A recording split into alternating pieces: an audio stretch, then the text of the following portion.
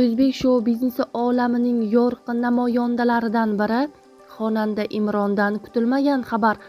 Assalomu alaykum hurmatli tomoshabin do'stlar, kanalimiz sahifasiga xush kelibsiz.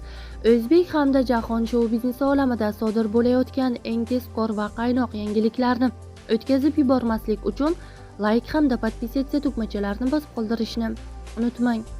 Xonanda Imron yangi taronasini muxlislariga taqdim etdi.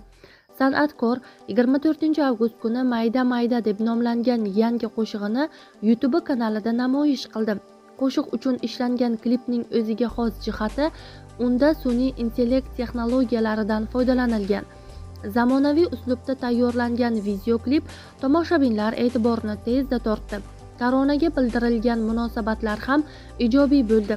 Izohlarda muxlislar qo'shiqni iliq kutib olganini bildirib, xonandaga ijodiy muvaffaqiyat va omad tilagan. Shuningdek, ayrim kuzatuvchilar klipda Durdona Qurbonovaning ko'rinmagani haqida yozib, xonandaning navbatdagi video kliplarida aktrisani ko'rishni istashlarini bildirishgan.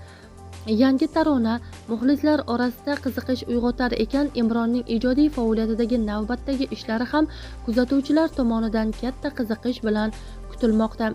Xonanda Imronning muxlislari, sizlar ham video klip haqidagi fikrlaringizni izohlarda yozib qoldirishni unutmang.